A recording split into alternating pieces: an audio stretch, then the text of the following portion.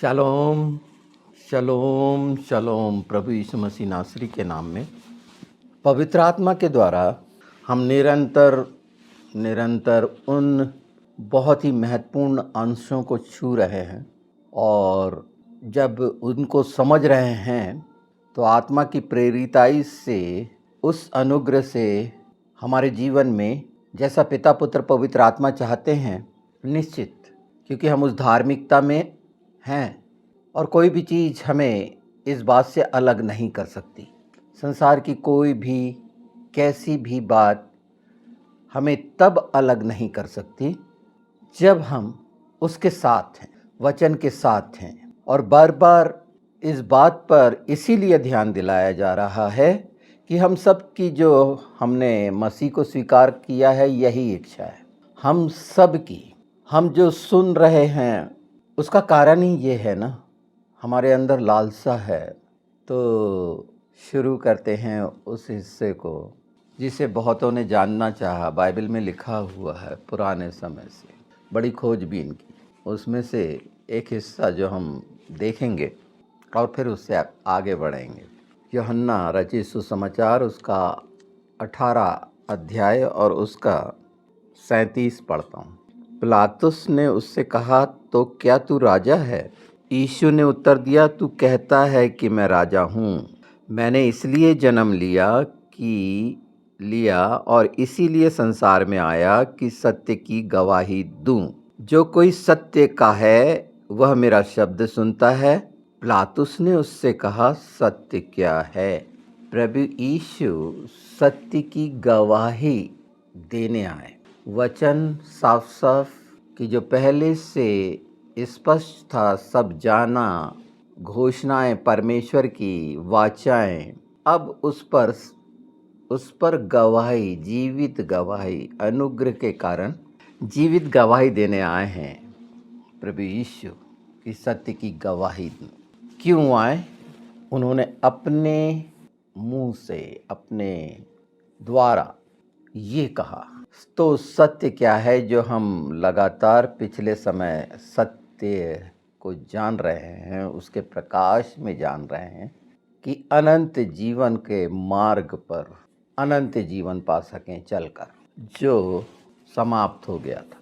तो इसी हिस्से में हम थोड़ा अब आगे चलते हैं जो पीछे देखे हुए हैं।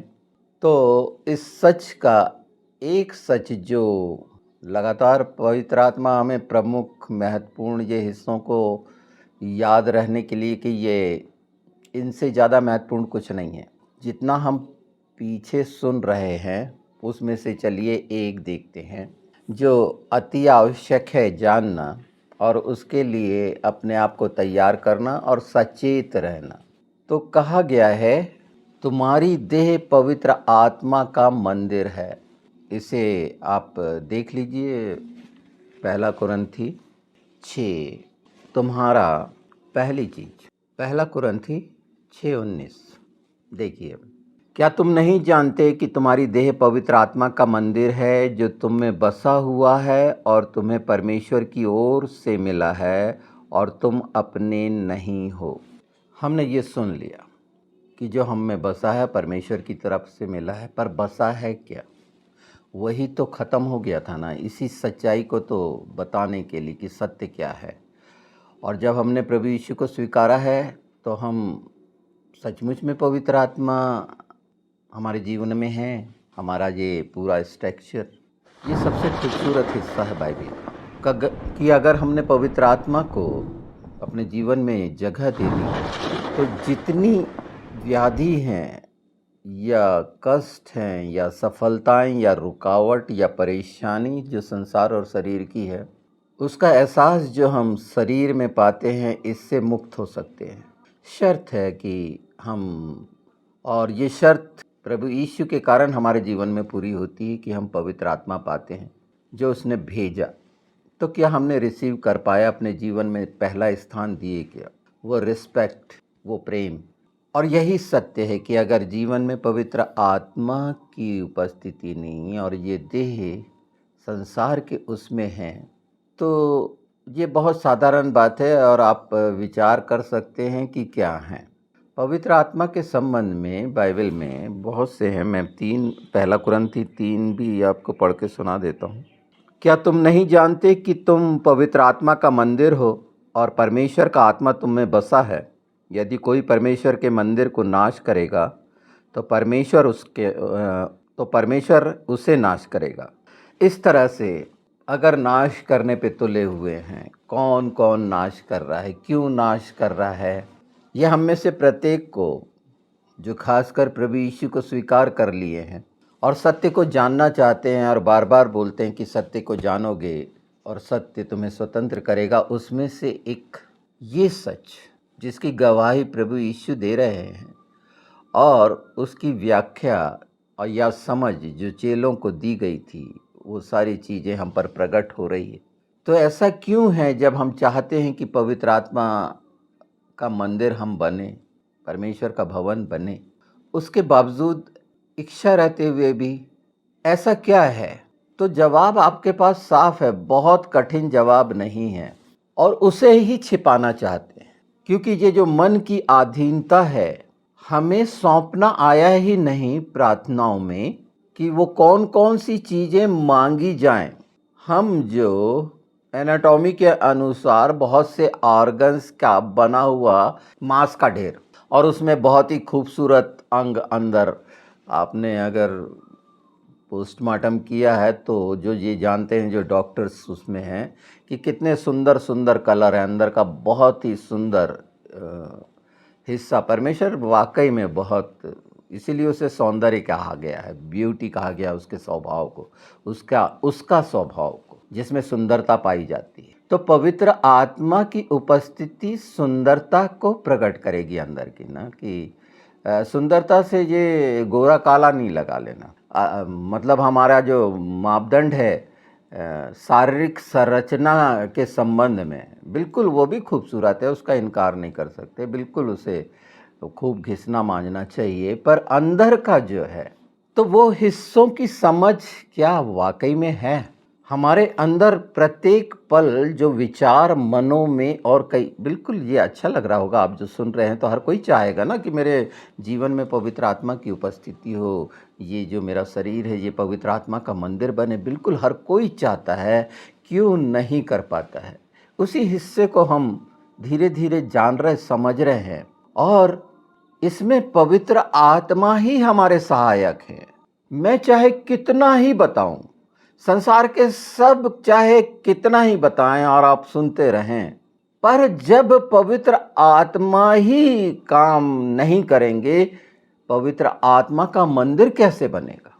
पवित्र आत्मा का मंदिर बनने के लिए पवित्र आत्मा के काम होना चाहिए जीवन में, और वो पवित्र आत्मा करेंगे यीशु के नाम में, क्योंकि उन्होंने भेजा है। सत्य की गवाही यही है। बहुत से शानदार विचार हम सब प्रत्येक में आते होंगे, एक खूबसूरत हृदय जो बहुत आनंद और शांति से, नम्रता और दीनता और भलाई से भरा हुआ अस्तित्व हम सब चाहते हैं, और हम अपने लोगों में प्रकट भी करते हैं समय समय पर, बिल्कुल, पर वो स्थिर नहीं रह पाता। उसी वजह को, इन्हीं बातों को हम कठिन बनाते चले जाते हैं, नाना प्रकार के शारीरिक प्रयास और श्रम करके, जो व्यर्थ है। हम किसी भी रीति से उसके पास नहीं जा सकते, प्रभु यीशु के पास पिता की इच्छा के बिना नहीं जा सकते, और हमारी इच्छाओं से नहीं होगा। हम नाना प्रकार की कल्पनाएं, विचार से भ्रमित होकर प्रयासरत हैं। बहुत सारी ऐसी बातें हैं, उसके राज्य के लिए अपने आप को हम कर रहे हैं, पर दिशा ठीक नहीं है। आगे जाकर कहीं ना कहीं ठोकर खा रहे हैं, पर जो उसकी इच्छा के अनुसार उसके मार्ग पर है, धीरे धीरे वो ठोकर नहीं खा सकता। ये साधारण बात नहीं है, बड़ा संवेदनशील हिस्सा है मनुष्य के, और इच्छाओं से ये ओतप्रोत है कि हम सर्वोच्च प्राथमिकता देते हैं हम में से, और जो नहीं देते उन्हें देना चाहिए। जो पहले स्थान की बात है, उसके नाम की, हम वो चीज़ें उस हिस्से में बहुत आराम से, ये इच्छा हमारी अगर सर्वोपरि है, सबसे ऊपर है, तो ये वचन के अनुरूप है और इसीलिए भेजा गया है, और मांगेंगे हम पाएंगे। हाँ, उसकी तैयारी के लिए वचन आपको तैयार कर रहा है। ये लगातार जो आप सुन रहे हैं, ये एक तैयारी है, ये सचमुच में एक तैयारी है। अगर आपने इन समयों में पवित्र आत्मा के वो सुसमाचार जो लगातार पिछले समय से बताए जा रहे हैं, अगर उस पर हर एक बात पर ध्यान देकर वो आपको प्रेरित भी कर रहे हैं, जगा भी रहे हैं, क्योंकि आत्मा ये चाहता है और सत्य की गवाही यही है। पवित्र आत्मा के विषय में बाइबल में बहुत सारा बोला गया होगा, पर जो पवित्र आत्मा के द्वारा हमारे को समझाया जा रहा है, सिखाया जा रहा है इन अंतिम समय में, कि हमारा पूरा का पूरा अस्तित्व उन अंतिम समय के योग्य हो, कि हम उन हिस्सों को सह सकें, झेल सकें। ये पहले से तैयारी कर, जो आने वाली भयानक विपत्तियां हैं, निश्चित वो हमें नहीं छू सकती, पर कब? पवित्र आत्मा के साथ। पवित्र आत्मा के बगैर कुछ भी नहीं, भ्रम है, और ये हमारे लिए भेज दिया गया है, हम में होगा कह दिया गया है, पर प्रतीति नहीं होती। भ्रमित कर दिए गए हैं कि जब पवित्र आत्मा को बुलाएंगे तब आएगा यीशु के नाम में। नहीं, वो भेज दिया गया है भाई, दे दिया गया है। जिन्होंने स्वीकार करा, जिन्होंने अंगीकार करा, इन कठिनाइयों से निकलिए। हमें पवित्र वचन, पवित्र शास्त्र इसीलिए दिया गया है कि हम इस सत्य की गवाही को पहचाने और उन जटिल समस्याओं से मुक्त हों जो मनुष्य की शिक्षा पर आधारित, वो सब निकुलियों, बिलाम की जैसी और फरीसियों जैसी शिक्षाओं, लुभाने वाली शिक्षाओं, इनकी पहचान आप पवित्र आत्मा के साथ करेंगे और इसको अपने जीवन से अलग करेंगे। पूरा पूरा स्थान जब वचन का हमारे जीवन में होगा, प्रकाश का होगा, सच्चाई का होगा, तो फिर आपको भटकने की जरूरत ही नहीं है, आपको शंका में पड़ने की जरूरत ही नहीं है। आपकी प्रार्थनाओं में निश्चित पवित्र आत्मा उन हिस्सों पर ध्यान दिलाएंगे कि वो कमजोरियां, मन की कमजोरियां, उसे कैसे आप फुलफिल कर सकते हैं। मैं अपने तरीके से बताऊं, जो मांगना है तो मैं मांगता हूं ना, वो वचन के अनुसार की तमाम बुराइयों की जड़ को यीशु दूर कर दे मुझ में से, और मैं बिल्कुल सर्वोच्च इच्छा रखूंगा, सर्वोत्तम इच्छा रखूंगा अपने मन, प्राण, आत्मा में अनुग्रह के लिए, कि प्रभु के लिए आज का दिन पूरी योग्यता के साथ उसे प्रसन्न करने वाला बनने के लिए, जब तक हम अपने आप को प्रस्तुत नहीं करेंगे और उन हिस्सों को जहां हमें लगता है कि हम कमजोर होते हैं, एकदम हम संसार की चीजों में चले जाते हैं ना, लोगों के दुखों के बारे में चले जाते हैं, पूरा दृश्य संसार का आ जाता है। नहीं नहीं नहीं, व्यक्तिगत प्रार्थनाओं में पहले उन हिस्सों पर पवित्र आत्मा यही चाहते हैं कि उसमें दूर हो जाए। नहीं, वो तो एक क्षण में दूर होगा, उसके लिए अलग से प्रयास। बिल्कुल खूब उपास करिए, आप कई बार घुटने टेकिए, पर आपको ये तो मालूम हो ना कि, और आपको मालूम भी है, और कुछ चीज़ों में हमारे पास है और बेकार भटक कर पछता रहे हैं। बहकाने वालों ने इतना बहका दिया है। सचेत हों, सबको सुने, सबको सुने, बिल्कुल सुनना चाहिए। मैं सबको सुनता हूँ, सबसे मतलब वो जो मसीह विरोधी हैं कि क्या क्या है, पर जो आवश्यक है आत्मा की उन्नति के लिए, इस देह के लिए, ये देह को पालने पोसने के लिए नहीं। यहाँ पिता, पुत्र, पवित्र आत्मा जब वास करने की बात करते हैं, हम क्यों वास करने नहीं देते उन्हें? इसलिए कि हमारी गलतियाँ, हमारे अधर्म, हमारे कुकर्म, हमारे झूठ उन पर प्रकट होंगे। वो वैसे ही प्रकट हो रहे हैं, क्यों नहीं करने देते हैं? ये प्रश्न तो आपको होना चाहिए कि हम वाकई में ऐसा क्या है कि हम पूरी पूरी इच्छा से, अपने मन, प्राण, आत्मा, बुद्धि की सारी शक्ति से अगर प्रेम प्रकट करना है हमें, तो उनकी उपस्थिति हमारे जीवन में हमको मांगना है, और वो होगा यीशु के नाम में, क्योंकि ये वादा है। पर इसी के लिए तो पवित्र आत्मा भेजे गए कि वो सारी चीज़ें, जो पूरा स्ट्रक्चर है आत्मिक, वो व्यवस्थित हो। पवित्र आत्मा का मंदिर अर्थात वो सब बातें आत्मा के अनुरूप हों हमारे जीवन में। वो दो हिस्से नहीं, दो चित्ते नहीं, मन के लिए उसको सौंपें। और उस समय जो प्रेरिताई होती है कि आपकी उत्कृष्ट इच्छा अपने मन को प्रभु को देने या उससे संचालित होने के लिए क्या है, कि आप वाकई में 24 घंटे पिता पुत्र पवित्र आत्मा के द्वारा संचालित होना चाहते हैं, या अपने अनुरूप जीवन बिताना चाहते हैं। ऐसा कुछ कुछ नहीं चलता। बिल्कुल हम में से हर कोई चाहता है, पर ये हिस्सा भी मैं आपके सामने रख रहा हूं, तो ऐसा नहीं होता। वहां पर किसी तरह का कॉम्प्रोमाइज नहीं है। आपके त्याग, आपके जो सैक्रिफाइस हैं, वो कैसे हैं, किसके लिए हैं? हमारे लिए तो कर दिया गया, हम किसके लिए कर रहे हैं? हमारे आचरण से, हमारे व्यवहार से, हमारी तमाम बातों से, प्रत्येक दिन जो कार्य किया जा रहा है, सुबह से उठने के बाद खाने पीना और ये सब चीज़ चल रहा है ना। और उसके बाद बहुत से काम हैं, अपने अपने हैं, ज़रूरतें हैं, कमाना धमाना है, बहुत सी चीज़ें हैं, ये सब चल रही हैं। पर जो चल रहा है वो लगातार एक ही तरीका का क्यों?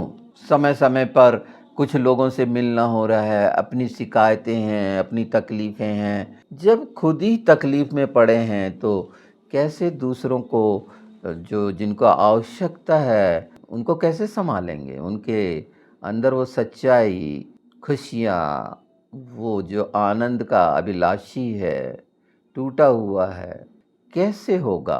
क्यों नहीं होता है? हाँ, ये गंभीर लग रहा है, पर मैं उस गंभीरता की तरफ आपको आकृष्ट कर रहा हूँ, ध्यान दिला रहा हूँ कि पवित्र आत्मा का मंदिर होने के लिए पहली प्राथमिकता बता रहा हूँ। उसके बाद तो सब पवित्र आत्मा आपके जीवन में कर देंगे, पर वो दरवाजा ही आप नहीं खोलेंगे। आ जाओ पवित्र आत्मा सिर्फ कह देंगे, और तमाम वो काम जो आप जानते हैं, संसार और शरीर के काम, कैसे कैसे और क्या क्या क्या खेदित करने के लिए बुलाते हैं। तो कैसा काम कर रहे हैं? क्यों सतर्क नहीं है? इतना छोटी बात समझ लिए हैं। ये तो आपको सोचना है कि आपने इस बात को कितना महत्व दिया। महत्वपूर्ण शब्द, बहुत सारी बातें ऐसी हैं जिसमें हम उलझ जाते हैं। पवित्र आत्मा कब मिलता है, कब आता है, ये सारी चीज़ों में क्यों उलझते हैं? प्रभु यीशु को स्वीकार कर लिया है, आप अटैच हो चुके हैं पवित्र आत्मा से।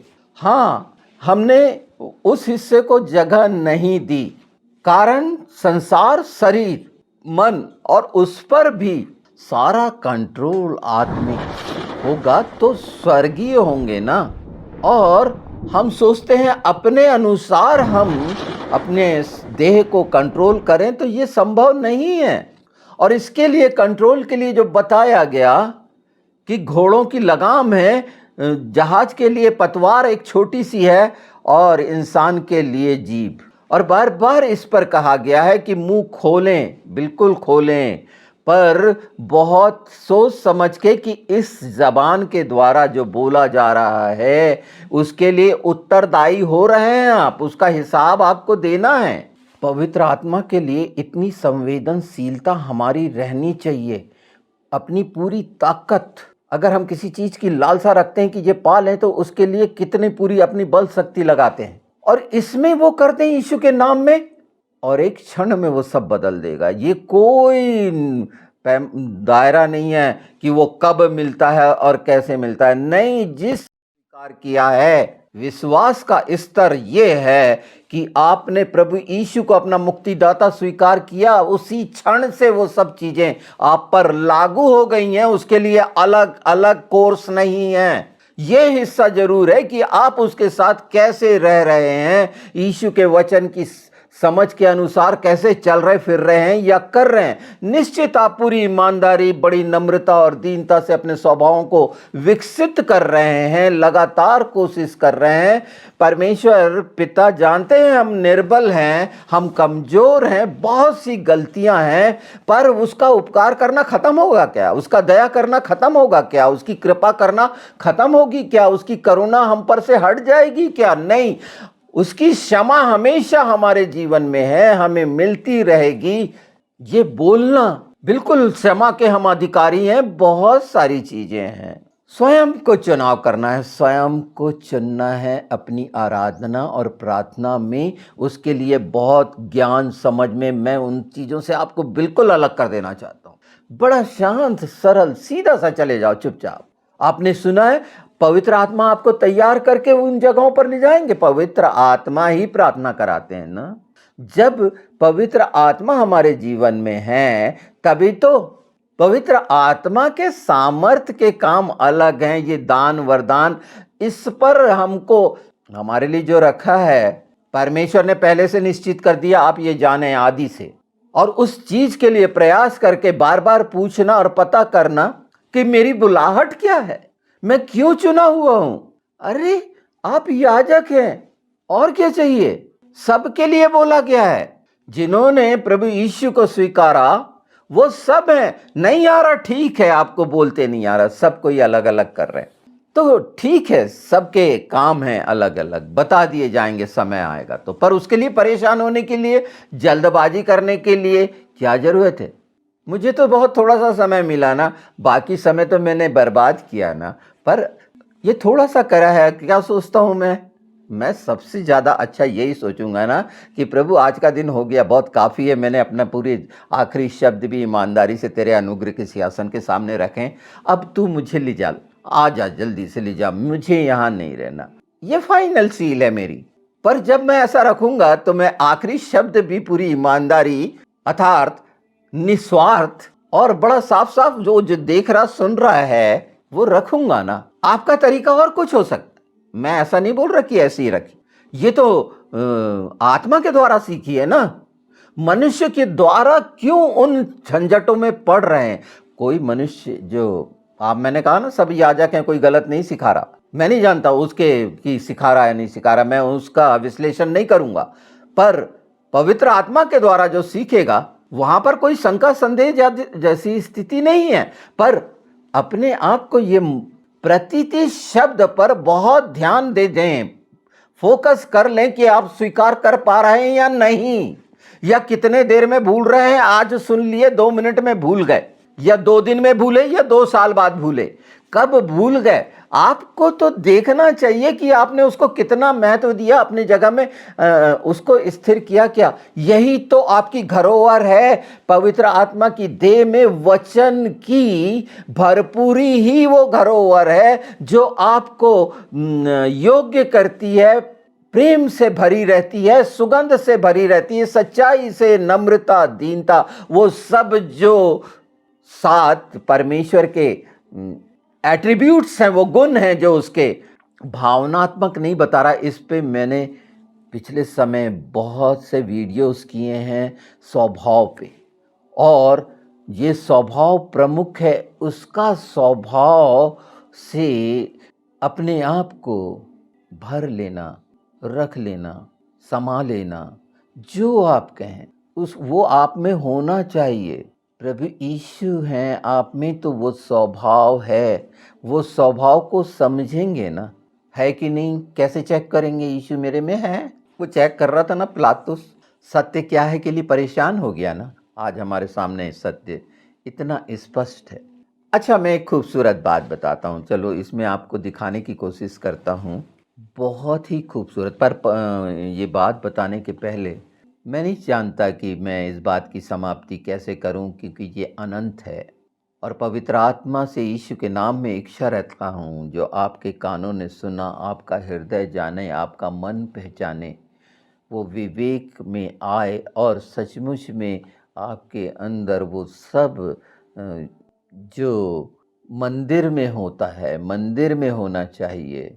और ये ट्रैवल निकल में मैंने बता दिया है, बाहरी आंगन पवित्र स्थान, परम पवित्र स्थान, और वहाँ स्थापित वो तमाम चीज़ें जो परमेश्वर ने रखी, उनकी वैल्यूज़, उस घेरे की वैल्यूज़ पूरी, जिसमें मैंने पवित्र शास्त्र में जो बड़ा स्पष्ट है वहाँ के रस्सियों और खूंटों और हुकों और वो लकड़ियाँ और पीतल और चांदी और सोना और सारी चीज़ें और ऊपर का सब वो चमड़े की छालों की छत, इस सब का बाइबल में है और ये बता दिया गया है। वो स्ट्रक्चर में जो महत्वपूर्ण हिस्सा प्रदर्शित करता है वो आवरण हमारे अंदर है, तो ही हम एक पवित्र आत्मा का मंदिर है ना। और उसके लिए भी इतना भटकना कि क्या क्या है, बहुत सारी चीज़ें हम जानते नहीं समझते हैं, पर कहा गया है भजन संहिता 100 में कि उसके आंगनों में धन्यवाद के साथ प्रवेश करो। काफ़ी है, क्योंकि धन्यवाद में संपूर्णता है। ये सब बातें जो सुन रहे हैं उसका धन्यवाद करें और उस पर मांगें कि तूने ये सब चीज़ें रखी और इनमें से मैं चाहता हूँ हम तेरा धन्यवाद और भी आत्मा और सच्चाई से लगातार तेरी बड़ाई और प्रशंसा के लिए करते रहें। हमारे ओंठ, हमारी तमाम अस्तित्व सच्चाई से तेरी आराधना करने, इसलिए तो आत्मा और सच्चाई से आराधना करने की बात है। पर अब ये मान लीजिए कि हमने ये पहला भाग रखा है, इसमें आपके क्या प्रश्न अपने आप से होने चाहिए और विश्वास यीशु के वचन पर। और वो लाठी है ना चरवाहे की, वो आपको दिशा दे देगी ना, वो समर्थ है ना, वो ढूंढ लेगा। अगर कहीं गिर पड़ गए हैं वो निकाल लेगा, वो उपाय कर देगा। ये शब्द परमेश्वर के वचन के हैं, मैं आश्वासन नहीं दे रहा, और इसीलिए ये पूरे होंगे। चाहे बिल्कुल समझ में ना आ रहा हो, कुछ विपरीत, बिल्कुल भयानक लग रही हो परिस्थिति, नहीं, भ्रम में वो निकल जाएंगी। पवित्र आत्मा का मंदिर होना मतलब फिर हमारे जीवनों से उसको प्रसन्न करने वाली तमाम क्रियाएं जो हैं, कर्म बोलते हैं, कार्य बोलते हैं, वो आपके द्वारा दिखने लगेंगे। बिल्कुल वो प्रकट करेगा, पवित्र आत्मा उन कामों को प्रकट करेगा। आपको वो एक दृश्य याद आ रहा है फिलिपुस वाला, जब पवित्र आत्मा उसको उठा के पहुंचा देते हैं वो खोजा के पास, जो जा रहा होता है यशायाह की किताब पढ़ रहा होता है, ये प्रेरितों के काम 8 में। तो बोले जब तक कोई मुझे समझाए नहीं, और स्थिति क्या पहुंचती है आखिरी में, उसके मुंह से निकलता है पानी भी है, अब कौन मुझे बपतिस्मा से रोक सकता है। तो ये पवित्र आत्मा के आग के अभिषेक का जो बपतिस्मा है, क्या है, वो पूरा उससे सराबोर हो जाना, उस अभिषेक में आ जाना, और वो अभिषेक काम करेगा ना, वो तेल काम करेगा ना। जो बोलते हैं कि तूने मेरे सिर पर तेल मला है, मेरा कटोरा उमंड रहा है, ये पूरे उसी हिस्से को तो दिखाता है कि कोई तीर तुझ पर नहीं चल सकता, तेरे डेरे में कोई दुख नहीं आ सकता। 91 में हम बार बार घोषणा करते हैं, ये सच करते हैं, पर उसके बाद घोषणा करने के बाद भूल जाते हैं। और ये सब कुछ क्यों होता है, ये उसके कुछ बिंदु तो आपको आ रहे हैं, और पवित्र आत्मा आपको पूरी पूरी समझ देकर योग्य कर देंगे, और उसके लिए महीनों सालों दिनों नहीं लगनी है। यही वो समय है प्रसन्नता का, यही वो वक्त है, और इसी समय सब कुछ है यीशु के नाम में। उसके हाथ छोटे नहीं हो गए हैं, उसकी अधीनता में है। मैं साबित करूं ना कि कितनी दृढ़ता से उसके झंडे को उठा सकता हूं। झंडा उठाना समझ रहे हैं ना, उसका बैनर बोलते हैं ना, यहोवा निस्सी, ये चीजें रहती हैं तो उठते हैं। अभी एक बहुत सुंदर कार्यक्रम हुआ, अभी जो 17 निशान में, जो 25 तारीख थी अप्रैल की, जैसे सुलेमान का मंदिर बन रहा था, तो उस समय थे ना वो 3000 गायक और ये सारा कुछ, महिमा उतर आई थी, और स्वर्गदूतों ने मनुष्यों को पीछे कर दिए थे, है ना, याद आया होगा, धक्का दे के पीछे कर दिए थे, और सामने थे वो महिमा। क्या बताता, ये बहुत गहरे रहस्य हैं।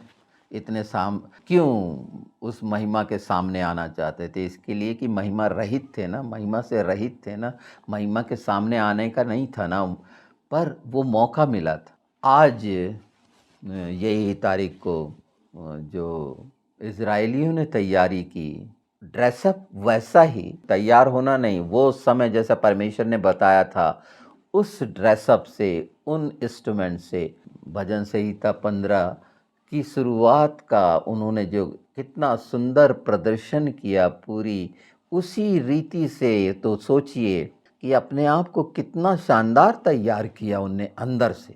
बाहर से तैयारी जैसे जनरल होती है, गाने बजाने की तैयारी, ये वो तैयारी नहीं है।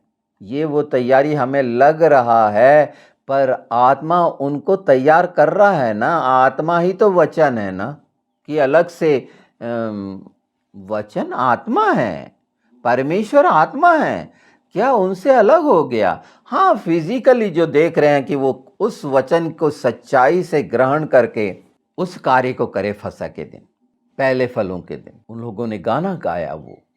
अब मैं उसका दिखा देता हूँ। तुरी बजाई, चांदी की तुरी जो बनी है अभी, तो वो तुरी फूकना ऐसा ही होगा जैसे दुनिया भर के फूकते हैं अपने यूट्यूब चैनल्स में, वैसा नहीं, ये अर्थ सहित। वो जो फूक रहे हैं, मैं गलत नहीं, वो नरसिंगा फूके हैं, जीवित नरसिंगे हम हैं, हम फूकेंगे, हम आत्मिक रीति की है। ये इन सच्चाइयों को मैं मानता हूँ क्योंकि सत्य को जाना है, पर उसे गलत नहीं ठहरा रहा मैं, वो करते रहें। अब वो अभ्यास, वाकई में मंदिर में प्रवेश का अभ्यास, उस जगह का महत्व और उसके प्रत्येक प्रत्येक बिंदुओं पर कितना ध्यान दिया जाता है, जो 2000 साल से वंचित हैं मंदिर से, और हमारे पास मंदिर है, और हम क्या कर रहे हैं? क्या उसी उत्साह से, उसी सच्चाई से ये जवाब हम अपने आप से लें? ये जवाब लेना ही पड़ेगा, क्योंकि वो सबसे असाधारण काम है जो उसकी आराधना, और इसीलिए वो सच्चाई और आत्मा से हो। ये कमियां अपने आप अलग हो जाएंगी, जहां तक के बंधन और ये सारे रोग वो खत्म हो जाएंगे, क्योंकि ये तूफान है, ये सांसारिक है। इसको देख रहे हैं, यीशु को देखोगे खत्म होंगे, पर यीशु को देखो ना। यीशु को देखने से वंचित करता है वो दुष्ट, उसे तो बिल्कुल हर समय उसके रौंदे रगड़े जाने के लिए, हर दिन के लिए, अगर हमारे हृदय में पिता पुत्र पवित्र आत्मा की आराधना में उसके नाम को ऊंचा उठाना और उसके नाम की बड़ाई करना और प्रशंसा करना है, और उसके प्रकाश को, और जो हम उसकी उद्धार की मसाले हैं उसको जलती हुई दिखाना है, तो वो ऑलरेडी अंधेरे खत्म होंगे वो, बल्कि पाताल में घुस जाएंगी उनकी तमाम युक्तियां। अंदर पाताल जो बोल रहा हूँ, नर्क बोल रहा हूँ, आग की झील बोल रहा हूँ, पर वो कितने सुंदर तरीके से, कितना, ये बहुत समय लग जाता है, और इसमें से बहुत सा रह गया है, क्योंकि आत्मा चाहती है। पर आखिरी और आखिरी बात यह है कि आप दृढ़ता से उन हिस्सों को अधिकारी हैं, आप पा सकते हैं, वारिस हैं। अगर आप नाबालिग हैं तो फिर आपको कोई भी नहीं बचा सकता। नाबालिग के लिए कुछ नहीं है। भोले लोग नाबालिग कहलाते हैं, जो किसी भी तरफ पलट सकते हैं, उनका कोई वो विश्वास योग्य नहीं रहता। भोला शब्द बहुत खतरनाक शब्द है, हमको समझना चाहिए। चाहे थोड़े से भी क्षण उसके साथ बिताते हों, पूरी ईमानदारी के हों, और 24 घंटे अधिकार है, हम उसकी संतान है कि हम 24 घंटे उसके साथ रह सकते हैं। कौन रोकेगा? परमेश्वर को चिढ़ होगी क्या? यीशु को चिढ़ होगी? पवित्र आत्मा को? 24 घंटे वो साथ रहने की बात करते हैं, तो हमें साथ रहने में क्या तकलीफ है? तकलीफ है ना, क्योंकि संसार है ना, और वो संसार के तमाम काम है ना जो घिनौने, जिसको छिपाना चाहते हैं कि नंगापन जाहिर ना हो जाए। तो हमने जो अब यीशु को ओढ़ लिया है, तो फिर ये ज़रूरत क्यों पड़ रही है कि अंजीर के कपड़े लपेटें? हमने तो वो स्वर्गीय, उसके बाद ये चीज़ें जो संसार की हैं, और उसके बावजूद आप इच्छा अगर इस तरह से रखते हैं, दो चित्ते होकर दो पाँव में, दो नाव में पाँव रखते हैं, तो फिर ऐसों का कोई उपाय नहीं, क्योंकि ये आपने चुना है। चलो मैं आपको दिखाता हूँ। ये देखिए, ये दिख रहा होगा, ये ड्रेसेस हैं। मैं इसे चालू कर देता हूँ।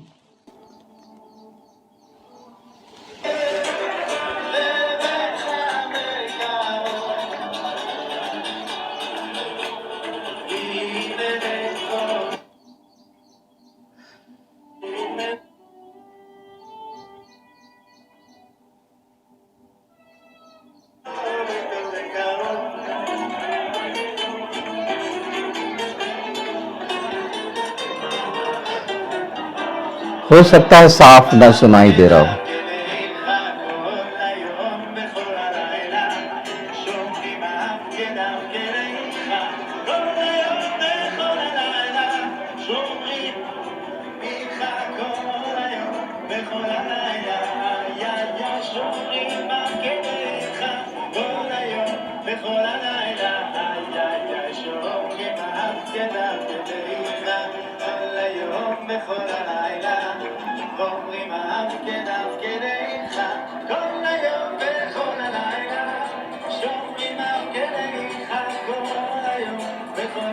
ये उसी रीति से तैयार की गई है जो बाइबल में वर्णित है।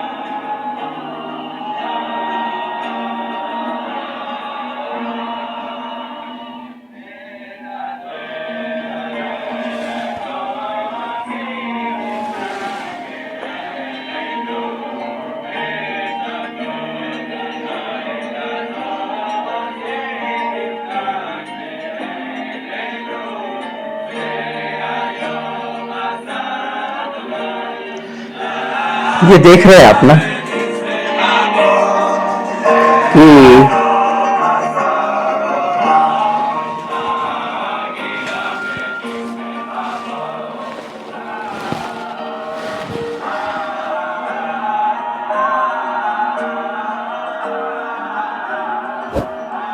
इसका बहुत अच्छा मिल जाएगा, पर मैं एक शुरुआत का ये बता रहा हूँ कि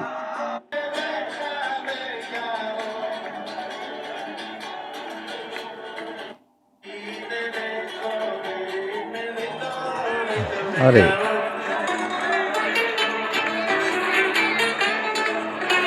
ये देखिए तुरी, देखिए ट्रेडिशनल।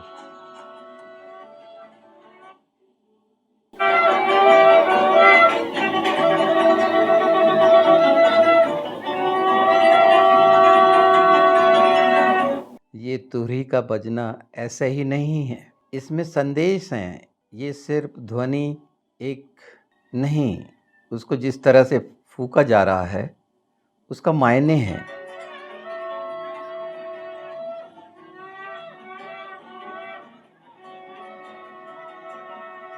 चलिए ये थोड़े से हिस्से हमने देखे जो आवश्यक थे। हाँ, इसका सारा कुछ जो, पर इसमें मुख्य था कि तैयारी के लिए कितने साल लगे। ये 2005 से तैयारियां चल रही। थर्ड टेम्पल की जो तैयारी है उसमें हमारी तो आत्मिक तैयारी पवित्र आत्मा के साथ कितना सरल हो गया है यीशु के नाम में। उसी तुलना में देखिए आज इजरायली यहूदियों के लिए कितना कठिन सा है। अभी एक लड़ाई लड़नी है उनको उस जगह के लिए जहाँ थर्ड टेम्पल बनाना है। हर कोई मंदिर चाहता है, और एक खूबसूरत, हम जब पवित्र आत्मा के मंदिर हैं तो अपने आप को क्यों नहीं शानदार तरीके से बनाकर परमेश्वर की महिमा का कारण बने, यीशु के नाम को ऊंचा उठाने का कारण बने।